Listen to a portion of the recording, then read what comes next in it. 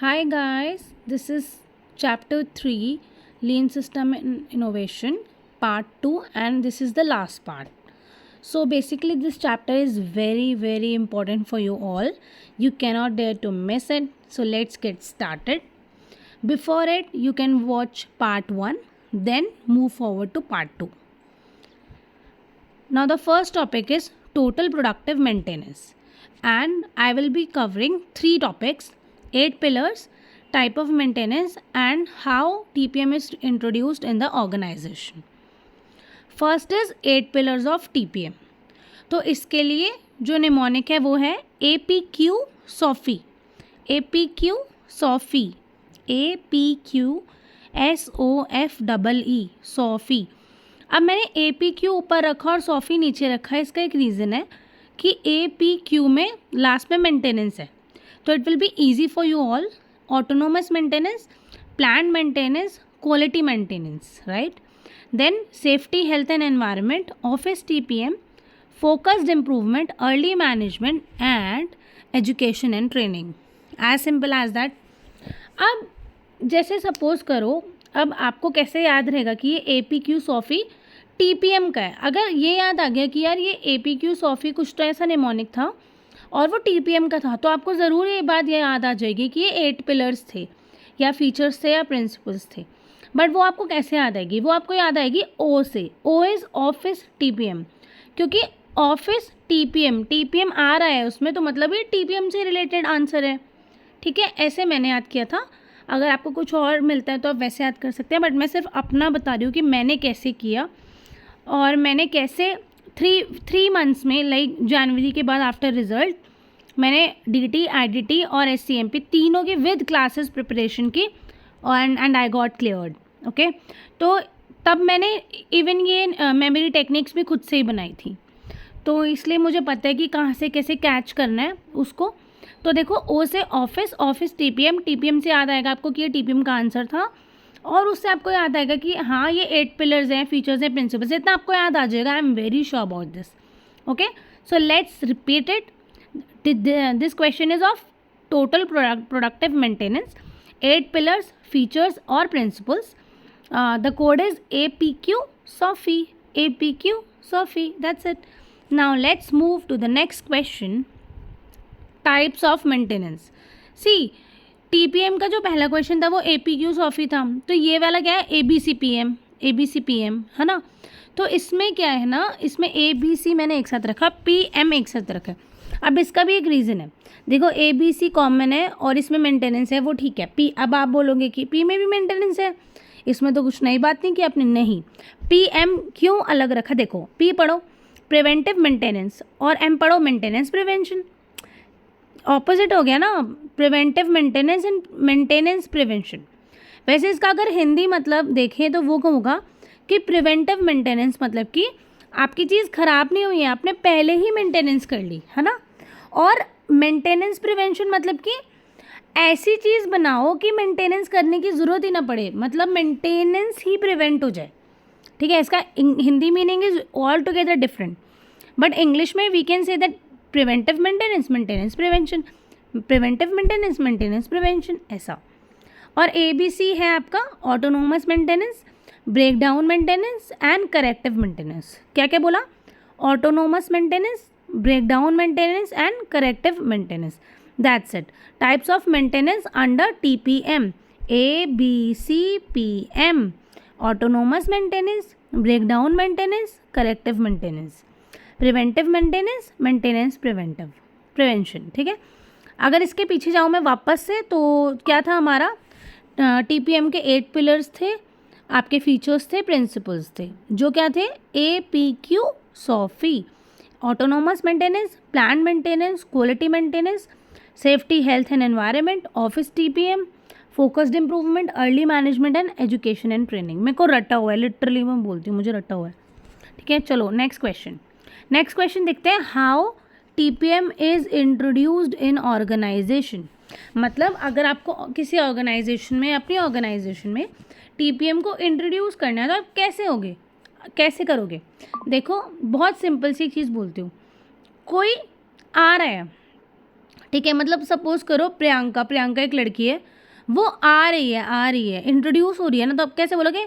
तो इसको ऐसे याद रखना, PI, वो नहीं था सोना सोन परी आई वाला, तो उसको ऐसे ही टोन में मैंने भी याद किया था यार, PI, PI, ऐसे याद रखना, आई मतलब इंट्रोड्यूस। ठीक है, तो P से है प्रिपरेशन स्टेज, नेक्स्ट है इंट्रोडक्शन स्टेज, नेक्स्ट है इम्प्लीमेंटेशन स्टेज एंड लास्ट है इंस्टीट्यूशनलाइजिंग स्टेज। ठीक है, अब प्रिपरेशन तो आपको याद हो जाएगा फॉर श्योर। देखो क्या होगा ना, पहले हम हर चीज़ को प्रिपेयर करते हैं। सपोज़ आपको घर पे कुछ बताना है, ठीक है, आपने कुछ बहुत बड़ा कांड सा कर दिया, तो आप पहले अपने आप को प्रिपेयर करोगे कि भाई कैसे बताएं, 100 चीज़ें सोचोगे। मैं नहीं करती ये सब, बट आप लोग करोगे तो पहले प्रिपेयर करोगे, उसके बाद आप उस बात को इंट्रोड्यूस करोगे घर पे, है ना, कि मम्मा ऐसे हो गया, ऐसे, ठीक है। उसके बाद फिर वो जो करेंगे वो वही करेंगे ना, इम्प्लीमेंट करेंगे, इंस्टीट्यूशनलाइजिंग करेंगे, घर से बाहर निकालेंगे, वो करेंगे, वो आपकी हेडेक नहीं है, वो कर लेंगे अपने आप। तो पहला है प्रिपरेशन स्टेज, फिर आप क्या करोगे, फिर आप इंट्रोडक्शन करोगे, उसके बाद आप इम्प्लीमेंट करोगे, और लास्ट वाला है इंस्टीट्यूशनलाइजिंग स्टेज, जो आपसे बोला नहीं जा रहा, इंस्टीट्यूशनलाइजिंग, मुझे भी नहीं पता मैं सही बोल रही हूँ या नहीं, इंस्टीट्यूशनलाइजिंग stage, the last stage is इंस्टीट्यूशनलाइजिंग stage. First stage was preparation stage, introduction stage, implementation stage and इंस्टीट्यूशनलाइजिंग stage. अब देखो जो अंदर के वर्ड्स है ना, वो आपको लिखने पड़ेंगे, है ना, अंदर के पॉइंट्स आपको लिखने पड़ेंगे, but that can be in your own language, but जो कीवर्ड्स हैं वो यही हैं इस क्वेश्चन के। अगर ये 4 नंबर का क्वेश्चन आता है, अगर आपने प्रिपरेशन, इंट्रोडक्शन, इम्प्लीमेंटेशन, इंस्टीट्यूशनलाइजिंग लिख दिया विद अंदर कुछ भी, मतलब कुछ भी नहीं, ऑब्वियसली यार आप CA फाइनल स्टूडेंट्स हो, आप कुछ भी तो नहीं लिख के आओगे, ऑब्वियसली सोशल साइंस तो नहीं लिख के आओगे ना, आप इससे ही रिलेटेड लिख के आओगे, आप TPM से रिलेटेड लिख के आओगे, आपको पता होगा कि टोटल प्रोडक्टिव मेंटेनेंस का मतलब क्या है, उसका हिंदी मतलब क्या है, उसके बारे में आपको नॉलेज होगी, उस कॉन्सेप्ट के बारे में आपको नॉलेज होगी, वही लिखना है, दैट्स इट। नेक्स्ट हम पढ़ते हैं CM, this is the next topic, cellular manufacturing. इसमें दो क्वेश्चंस देखेंगे हम, एक देखेंगे गोल्स ऑफ सेलुलर मैन्युफैक्चरिंग और एक देखेंगे difficulties need to be addressed to create efficient flow in cellular manufacturing. Basically देखो सेलुलर मैन्युफैक्चरिंग क्या होता है, मैं आपको ईजी वे में बता देती हूँ सो दैट आपको इमेजिन करने में ईजी होगा। ठीक है, क्या होता है ना, जैसे एक बहुत बड़ा रूम है, बहुत बड़ा 100 to 100 गज का, तो वहाँ पे क्या है ना, आपके पास 5 सेल्स हैं। ठीक है, सेल मतलब कि 5 कमरे हैं, सपोज़ कमरा समझ लो आप। सेल देखो सर्कुलर भी हो सकते हैं, आपका यू शेप में भी हो सकते हैं, कैसे भी हो सकते हैं, यू शेप वैसे बेस्ट होता है ना। तो क्या होगा, ऐसे सेल्स हैं, तो इसको कहते हैं सेलुलर मैन्युफैक्चरिंग। इसमें क्या होता है, जैसे क्या होता है कि एक प्रोडक्ट है, उसको 5 प्रोसेसेस चाहिए उसको बनने में, है ना, तो वो एक सेल में आ जाएगा। फिर दूसरा प्रोडक्ट है, अगर उसको 3 चाहिए तो वो दूसरे सेल में आ जाएगा, ऐसा होता है। ठीक है, वैसे तो मैंने बहुत ज़्यादा शॉर्ट में बताया, अगर आपको डिटेल में जाना है आप यूट्यूब पे जाके सर्च कर सकते हैं, आपको मिल जाएगा। बाकी अभी ये this is not the class for conceptual clarity, this is the class for memory techniques, right. देखो अभी गोल्स ऑफ CM देखते हैं हम। देखो गोल्स ऑफ CM क्या है, 3 वर्ड याद रखना। गोल्स, जैसे गोल्स आएंगे ना, तो अब याद रखना है आपके 3 गोल्स हैं, वेस्ट, वैरायटी, क्विकली। मतलब वेस्ट करो, वैरायटी जल्दी, वेस्ट, वैरायटी, क्विकली, वेस्ट करो, वैरायटी जल्दी, waste, variety, quickly, waste, variety, quickly, waste, variety, quickly, that's it. आप पॉइंट्स पढ़ लोगे, you all are very intelligent guys, आपको समझ आ जाएंगे। Next question, difficulties need to be addressed to create efficient flow in cellular manufacturing. मतलब कि अगर आपको अच्छे से फ्लो बनाना है, आपको एफिशिएंट फ्लो बनाना है बिटवीन द सेल्स, ठीक है, या फिर विद इन द सेल्स, तो आपको क्या क्या डिफ़िकल्टीज आ सकती है ना, ये बहुत इंपॉर्टेंट है। इसका कोड है, मशीन का पार्ट होता है सेल, है ना, किसी भी मशीन का पार्ट सेल तो होता है ना, मशीन सेल से ही चलती है ना, ऐसा हमें सोचना है। तो मशीन का पार्ट होता है सेल। तो मशीन से 3 पॉइंट्स हैं हमारे पास, bottleneck, machine and parts. machine distances and machine location and relocation. Bottleneck, machine and parts, machine distances, machine location and relocation. Then part के लिए है part routing and dynamic part demands. Part routing and dynamic part demands. Cell के लिए है cell load variation and cell reconfiguring. Cell reconfiguring. तो machine का part होता है सेल, मशीन का पार्ट होता है सेल.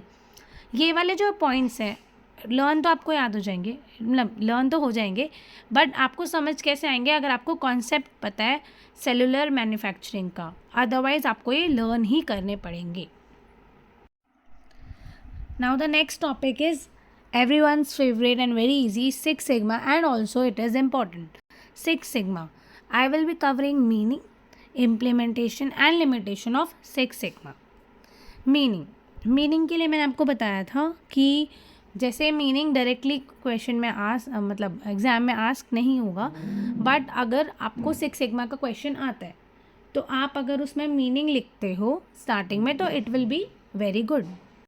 तो six sigma is a quality improvement technique whose objective is to eliminate defects in every aspect that affects customer satisfaction and practically achieve zero defects. So basically आपको 4 words तो ज़रूर याद रखने, क्या कि एक quality improvement technique है जिसका ऑब्जेक्टिव है आपके डिफेक्ट्स को बिल्कुल एलिमिनेट करना, जो वो डिफेक्ट्स जो कि कस्टमर सेटिस्फैक्शन को अफेक्ट करते हैं, और ज़ीरो डिफेक्ट्स प्रैक्टिकली अचीव करना, कि मतलब आपके प्रोडक्ट में ज़ीरो डिफेक्ट्स आए, ये आपको प्रैक्टिकली अचीव करना. This is six sigma. Then six sigma improves the quality of process, product, service by identifying and removing the causes of defects. तो सिक्स सिग्मा क्या करता है? सिक्स सिग्मा क्वालिटी इम्प्रूव करता है हर चीज़ में, प्रोडक्ट की, process की एंड सर्विस की. कैसे करता है? आइडेंटिफाई करता है और रिमूव कर देता है. डिफेक्ट को आइडेंटिफाई करता है और रिमूव कर देता है, दैट्स इट, और ज़्यादा कुछ नहीं करता, है ना. Now six sigma is 3.4 defects पर मिलियन. ठीक है, मतलब कि 1 मिलियन में 3.4 डिफेक्ट्स ही हों, इसका मतलब वो सिक्स सिग्मा अचीव हो चुका है.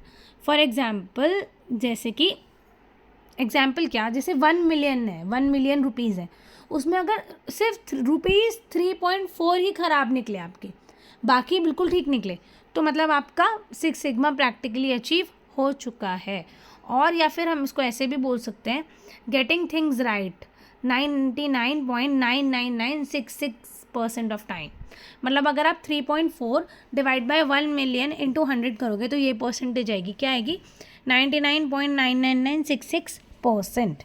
Now six sigma means total bad quality cost is 0. देखो दो कॉस्ट होती हैं, आपने पढ़ा होगा कॉस्ट में, एक होती है गुड क्वालिटी कॉस्ट, एक होती है बैड क्वालिटी कॉस्ट. जितनी हम गुड क्वालिटी कॉस्ट इंप्रूव करते हैं ना, बैड क्वालिटी कॉस्ट रिड्यूस होती रहती है खुद से ही, राइट. गुड क्वालिटी कॉस्ट क्या होती है? वो कॉस्ट जो हम लगाएंगे बट हमारी क्वालिटी अच्छी होगी. और बैड क्वालिटी कॉस्ट होती है कि जो कॉस्ट तो लगी रही है साथ में क्वालिटी भी गिर रही है. तो सिक्स सिग्मा में क्या होता है कि जो टोटल बैड क्वालिटी कॉस्ट होती है ना, वो ज़ीरो हो जाएगी. सिक्स सिग्मा का एम होता है ये, ठीक है, कि total bad quality cost is 0.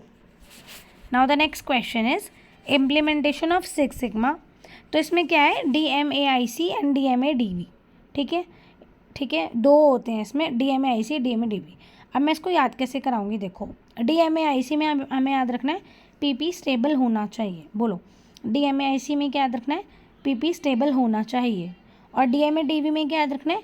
PP stable नहीं है, PP स्टेबल नहीं है, PP स्टेबल नहीं है. ठीक है, तो DMAIC में क्या है? PP से क्या है? Process. P is equals to process, है ना. तो देखो, पहला क्या है? PP स्टेबल होना चाहिए, मतलब या प्रोडक्ट या प्रोसेस एग्जिस्ट करना चाहिए. और एक सिंगल प्रोसेस है जिसको हमें ऑल्टर करना है, ऑन द अदर साइड अगर हम DMADV में देखें तो PP में क्या है? PP से तो प्रोसेस ही है, बट क्या कि प्रोडक्ट और प्रोसेस एग्जिस्ट ही नहीं करता. वहाँ पे एग्जिस्ट करता है, यहाँ एग्जिस्ट नहीं करता. वहाँ पे सिंगल प्रोसेस को ऑल्टर करना है, यहाँ पर मल्टीपल प्रोसेस को ऑल्टर करना है. मतलब ये ऑपोजिट है, दीज पॉइंट्स आर ऑपोजिट, है ना. फिर हमने बोला PP स्टेबल होना चाहिए, PP स्टेबल नहीं है. तो स्टेबल से क्या कि जो कॉम्पिटिटर के एक्शंस है ना वो स्टेबल है, ठीक है। कस्टमर का बिहेवियर स्टेबल है, मतलब अनचेंजिंग है, ठीक है। और टेक्नोलॉजी स्टेबल है। क्या क्या स्टेबल है? कॉम्पिटिटर्स के एक्शन स्टेबल है, कस्टमर के बिहेवियर स्टेबल है एंड टेक्नोलॉजी स्टेबल है। बट DMA-DV में जहाँ पे बोला है हमने PP स्टेबल नहीं है, मतलब नॉट स्टेबल, विच मीन्स कि जो कॉम्पिटिटर्स की जो परफॉर्मेंस है वो चेंजिंग है। नॉट स्टेबल मतलब चेंजिंग, कस्टमर के बिहेवियर चेंजिंग है और टेक्नोलॉजी चेंजिंग है, या फिर बोल सकते हैं हम ग्रोइंग है। Technology is growing. इनके जो आपके स्टडी मटेरियल के रेफरेंस पेज नंबर है 3.34, यहाँ पे जाके आप देख सकते हैं। वैसे मैंने स्टडी मटेरियल का राइट साइड में लगा दिए पॉइंट्स, ये सारे पॉइंट्स हैं, ये आपको ऐसे एज इट इज़ लिखने होंगे एग्जाम में। नेक्स्ट है limitations of 6 sigma. Limitations of 6 sigma, ठीक है। तो क्या है इसका कोड, क्या है? इंफ्रास्ट्रक्चर इंटेंजिबल नहीं होता। क्या क्या इंटेंजिबल नहीं होता? इंफ्रास्ट्रक्चर, आप देख सकते हो ना, टेंजिबल होता है वो तो आप बोलोगे इंफ्रास्ट्रक्चर इंटेंजिबल नहीं होता, इसलिए उसकी क्वालिटी एंड स्टैंडर्ड अच्छा करने के लिए स्पेसिफिक टाइप ऑफ प्रोसेस पर फोकस करना पड़ता है। क्या करना पड़ता है? इंफ्रास्ट्रक्चर क्योंकि इंटेंजिबल नहीं होता, इसलिए उसकी क्वालिटी एंड स्टैंडर्ड को अच्छा करने के लिए क्या करना है? अच्छा, क्वालिटी एंड स्टैंडर्ड को अच्छा करने के लिए स्पेसिफिक टाइप ऑफ प्रोसेस पर फोकस करना पड़ता है। तो ये 5 पॉइंट्स मैंने कवर किए लिमिटेशंस में। राइट हैंड साइड पे आपको स्टडी मटेरियल के रेफरेंस है, आप वहाँ से देख सकते हैं। 5 पॉइंट्स किए मैंने, इसमें 6 पॉइंट्स है, but 5 are enough for exams, okay. तो जो लास्ट टॉपिक है इस चैप्टर का वो है BPR, और एक थोड़ा बड़ा है तो आप इसमें पेशेंस रखें। और आई थिंक ये आपने इंटर लेवल पर पढ़ा होगा, कभी ना कभी तो पढ़ा होगा। BPR, business process reengineering. Business process reengineering, इसमें क्या होता है ना, इसमें रैडिकल रीडिज़ाइन होता है। मतलब इसमें हम जो आपके कंपनी के प्रोसेसेस हैं, एक तो सारे processes end to end process change होंगे। मतलब ये नहीं कि सिर्फ एक प्रोसेस चेंज कर दिया बाकी से में रहने दिया, नहीं, दिस इज़ नॉट BPR।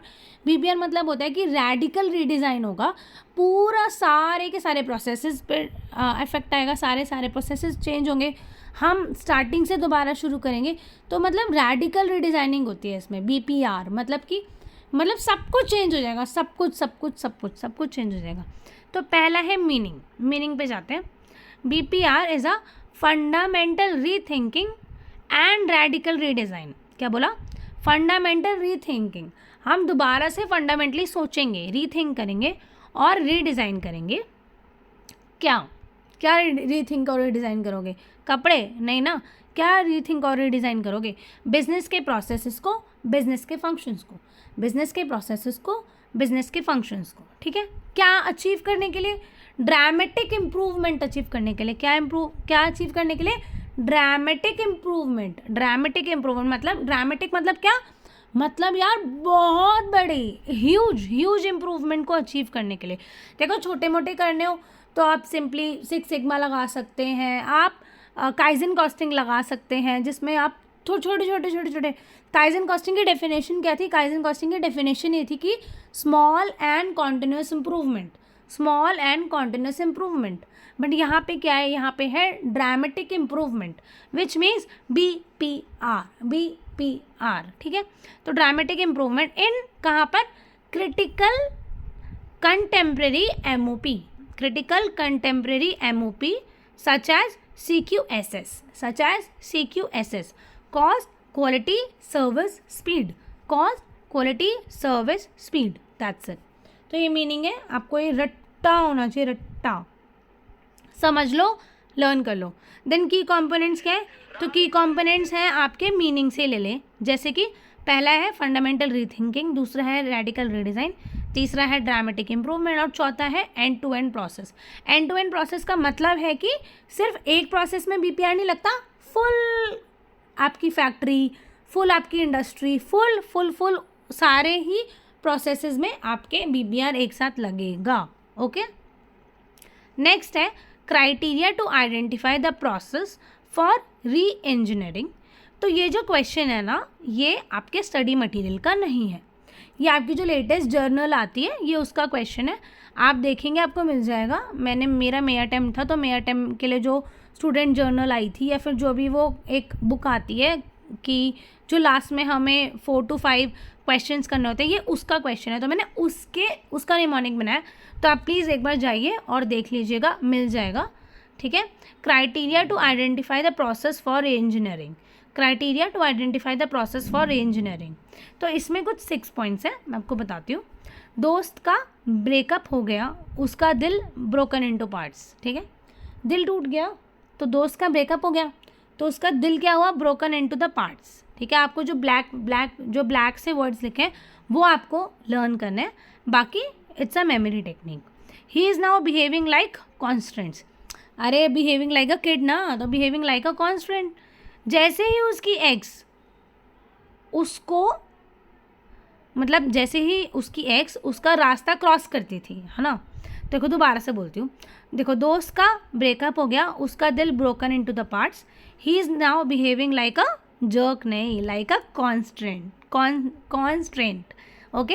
जैसे ही उसकी एक्स उसका रास्ता क्रॉस करती थी, क्रॉस से आएगा cross functional and cross organizational, cross functional and cross organizational, he was feasible to make the change, मतलब वो अपना रास्ता चेंज कर लेता था, he was feasible to make the change. उसकी एक्स का इम्पैक्ट अब ख़त्म हो रहा था, है ना, मतलब ब्रेकअप हो गया तो ख़त्म हो रहा था, तो क्या हुआ, तो जो उसका इम्पैक्ट था वो ख़त्म हो रहा था, मतलब कि core processes with high impact. तो उसकी एक्स ने उसको चेन दी थी, एक चेन दी थी ना उसकी एक्स ने उसको, तो उसने क्या किया, अब उसकी भी वैल्यू नहीं की, चेन की भी वैल्यू नहीं की, क्योंकि उसकी एक्स का इम्पैक्ट कम हो रहा था। तो वैल्यू से क्या आएगा, वैल्यू चेन, ठीक है। और अब उसने front line customer serving start कर दी, क्या कर दी, front line customer serving start कर दी। फ्रंट लाइन कस्टमर सर्विंग का बेसिकली मतलब है, जैसे डोमिनोज़ है, तो वहाँ पे जो आपके ऑर्डर्स लेते हैं वो फ्रंट लाइन कस्टमर सर्विंग है, वो जो स्टाफ है वो है फ्रंट लाइन कस्टमर सर्विंग। तो उस बंदे ने क्या कर दिया, अब ब्रेकअप हो गया, अब कुछ बचा नहीं, तो उसने क्या हुआ, डोमिनोज़ पे जॉब करना स्टार्ट कर दिया, मतलब front line customer serving start कर दी, ओके। इसको दोबारा से रिपीट कर लेना, आपको पक्का से सारा याद हो जाएगा, और ये न्यू क्वेश्चन है तो ये इम्पॉर्टेंट भी है, ओके।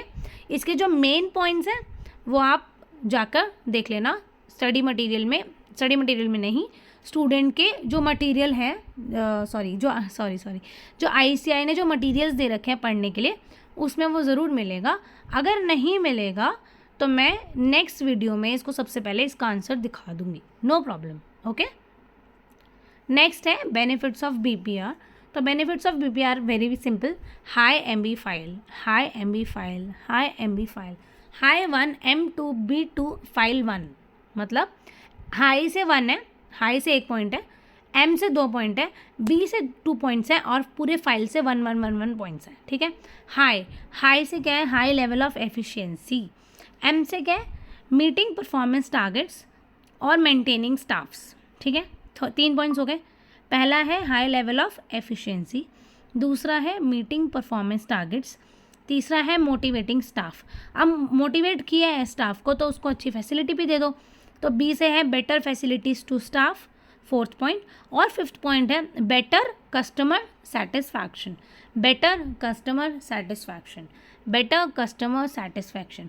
F से है fast and parallel processing, I से है इंक्रीज प्रॉफिटेबिलिटी, L से है लोअर प्राइस लोअर कॉस्ट। देखो लोअर प्राइस लोअर कॉस्ट, ठीक है। और E से है error reduction.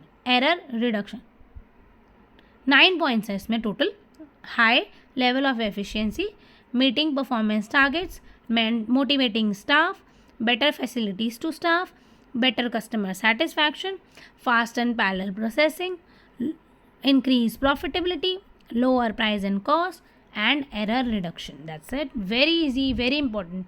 High MB file. Okay. Next है चैलेंजेस इन एम्प्लॉइंग BPR। ये क्वेश्चन भी वही है, न्यू क्वेश्चन। हाँ, तो ये वाला क्वेश्चन भी आपको स्टूडेंट जर्नल में मिल जाएगा। तो हम स्टार्ट करते हैं। चैलेंजेस इन एम्प्लॉइंग BPR, मतलब जब हम BPR अपने इंडस्ट्री में, अपने फैक्ट्री में लगा रहे हैं तो उसमें क्या क्या चैलेंजेस आएंगे। तो देखो चैलेंजेस क्या हैं, चैलेंजेस आएंगे कि जो आपका एम्प्लॉय का मोराल है ना वो डिक्रीज़ हो जाएगा, है ना। और जो स्टाफ है वो भी कम हो जाएगा ऑब्वियसली, क्योंकि ऑटोमेशन आ जाएगी, है ना। अच्छा, डिक्रीज एम्प्लॉय मोरल, ये क्यों होगा? क्योंकि यार देखो उनको जॉब सेटिस्फैक्शन लो होगा उनका, है ना। फिर रिड्यूस्ड स्टाफ, उसमें क्या होगा, क्योंकि ऑटोमेशन आ जाएगी पीपीआर से तो हमें स्टाफ कम करना पड़ेगा। फिर इनकम्प्लीट इम्पैक्ट एनालिसिस, क्योंकि ये जो प्रोसेस है ये बहुत कॉम्प्लिकेटेड होता है, तो इसका हम ना एंड रिजल्ट इतनी जल्दी एनालाइज नहीं कर सकते, तो इसलिए ना जो इसका जो इम्पैक्ट है ना वो इनकम्प्लीट रहता है, कि मतलब कि हम इसका जो एनालिसिस है ना वो हम स्टार्टिंग में नहीं कर सकते ज़्यादा, तो वो उससे है इनकम्प्लीट इम्पैक्ट एनालिसिस। और लास्ट में है ऑल और नथिंग मेथडोलॉजी, मतलब या तो ये पूरे हर एक प्रोसेस पे लगाओ या बिल्कुल मत लगाओ, इसका ऐसा सीन रहता है, ठीक है। तो कैसे, अभी दोबारा इसका कोड क्या है, कोड है मोरल डिक्रीज नहीं हुआ तो AIR आ जाएगा, है ना। आप पढ़ते रहेंगे तो अगर आपका मोरल डिक्रीज नहीं हुआ, अगर आप मोटिवेटेड रहे तो आपकी रैंक आ जाएगी, AIR आ जाएगा आपका, है ना, ऑल इंडिया रैंक आ जाएगी आपकी। तो इसका कोड है मोरल डिक्रीज नहीं हुआ तो AIR आएगा, आएगा आएगा आएगा आएगा, ज़रूर आएगा भाई, आप लोग का तो आएगा। नेक्स्ट क्वेश्चन, नेक्स्ट है how to overcome such challenges. अब ये तो चैलेंजेस थे, अब इसको ओवरकम कैसे करना है, तो क्या करना है, तो यार देखो AIR लाने के लिए क्या करना पड़ेगा, सुबह उठना पड़ेगा, अर्ली उठो, प्रैक्टिस करो, फोकस करो। क्या करोगे, अर्ली उठो, प्रैक्टिस करो, फोकस करो। क्या करोगे, अर्ली उठो, प्रैक्टिस करो, फोकस करो। तो क्या अर्ली से है कम्युनिकेट अर्ली एंड ऑफन, मतलब एम्प्लॉयज़ को पहले से बता के रखो कि भाई ऐसा कुछ ला रहे हैं हम, एकदम से सरप्राइज नहीं देना, ठीक है। नेक्स्ट है प्रैक्टिस, प्रैक्टिस कॉन्टिन्यूस इम्प्रूवमेंट, मतलब करते रहो प्रैक्टिस, आ जाएगा BPR, ऐसा कुछ नहीं है। Early focus on all change management impact, मतलब कि सब पे फोकस करो, ठीक है, पीपल प्रोसेस सिस्टम सब पे फोकस करो। तो अर्ली प्रैक्टिस फोकस, अर्ली उठो, प्रैक्टिस करो, फोकस करो, ये है चैलेंज, ये है हाउ टू ओवरकम चैलेंजेस। और चैलेंजेस क्या थे, मोरल डिक्रीज नहीं हुआ तो AIR आएगा, और ओवरकम कैसे करना है, तो क्या करना पड़ेगा AIR लाने के लिए, अर्ली उठो, प्रैक्टिस करो, फोकस करो, ठीक है। नेक्स्ट क्वेश्चन है BPR life cycle, BPR life cycle, BPR life cycle. तो इसके ना 7 स्टेप्स है। जो पहले 2 स्टेप है ना VI, वो है एंटरप्राइज वाइड, ठीक है। और जो लास्ट के 5 स्टेप्स है वो है प्रोसेस स्पेसिफिक स्टेप्स। कौन से, प्रोसेस स्पेसिफिक स्टेप्स हैं। पहले 2 कौन से, एंटरप्राइज वाइड स्टेप्स है, पाँचों आखिरी के 5 कौन से हैं, प्रोसेस स्पेसिफिक। तो कैसे हम इसको करेंगे, VI अरे II, VI अरे II, VI अरे II। तो V से क्या है, visioning, identifying, analysing, redesigning, evaluating, implementing, improving. कैसे, visioning, identifying, analysing, redesigning, evaluating, implementing, improving. VI अरे II, VI अरे II, ठीक है। ये क्वेश्चन भी मुझे लगता है स्टूडेंट जर्नल का ही है, ठीक है। अगर स्टूडेंट जर्नल का नहीं है तो फिर स्टडी मटेरियल में मिल जाएगा आपको फॉर श्योर, बट ये रीसेंट क्वेश्चन है, ये अभी ICI ने इंट्रोड्यूस किया है, तो आपके लिए November 23 के लिए it is very important, this question is also important, right. Next and last चीज़ें हैं जो वो हैं इम्पॉर्टेंट डेफिनेशन, ठीक है। इम्पॉर्टेंट डेफिनेशन तो क्या होता है ना, मैंने ये कहीं तो देखा था तभी मैंने अपने नोट्स में ये ऐड किया था, ठीक है, या तो एक केस स्टडी में था या फिर मतलब कहीं तो था, और ये रेलेवेंट है, ओके। तो क्या होगा ना, आपको 3 ये जो आ जाएंगे, क्या बोलेंगे कि ये 3 वर्ड्स आ जाएंगे, प्रोसेस इंप्रूवमेंट, प्रोसेस री इंजीनियरिंग एंड प्रोसेस रीडिज़ाइन। तो आप इसको डिफाइन करो, ऐसे आ जाएगा, डिफाइन प्रोसेस इंप्रूवमेंट, प्रोसेस री इंजीनियरिंग एंड प्रोसेस रीडिज़ाइन। तो आपको डिफाइन करना है, तो आपके लिए इसको डेफिनेशन याद करनी पड़ेगी। तो प्रोसेस इंप्रूवमेंट क्या है, देखो, doing incremental improvement while keeping the process stable. Process को इंप्रूव करना मतलब कि प्रोसेस को तो स्टेबल रखो, इंक्रीमेंटल इंप्रूवमेंट करो, ठीक है। प्रोसेस री इंजीनियरिंग में आएगा रैडिकल रीडिज़ाइनिंग। देखो प्रोसेस री इंजीनियरिंग में अंदर क्या आ रहा है, इन्वॉल्व्स रैडिकल रीडिज़ाइनिंग, और प्रोसेस रीडिज़ाइन में आ रहा है मिडल, ये क्या है, मिडल पाथ है, किसका, प्रोसेस इंप्रूवमेंट का और प्रोसेस री इंजीनियरिंग का। तो जो प्रोसेस रीडिज़ाइन है वो है मिडल पार्ट, किसका, प्रोसेस इंप्रूवमेंट का एंड प्रोसेस रीडिज़ाइन री इंजीनियरिंग का। तो प्रोसेस रीडिज़ाइन मिडल पार्ट है किसका, प्रोसेस इंप्रूवमेंट का एंड प्रोसेस री इंजीनियरिंग का। तो इसी के साथ चैप्टर 3 इज़ ओवर, ठीक है। Chapter 3 was very very very very very important for theory point of view, okay. अब इसके जो नोट्स हैं आपको पूरे SCMP के, ये सारे जो कटआउट्स हैं मेरे हैंड रिटन नोट्स, वो मैं अभी जल्दी से रिलीज़ करने वाली हूँ 1-2 दिन में, तो वो आप ऑर्डर कर सकते हैं, ठीक है। Okay, bye bye. और ध्यान से दोबारा से सुनना, वीडियो सुनना ना हो, अपना खुद से पढ़ो, निमोनिक्स याद करो। It will be very easy to learn all the theory. Okay, bye bye.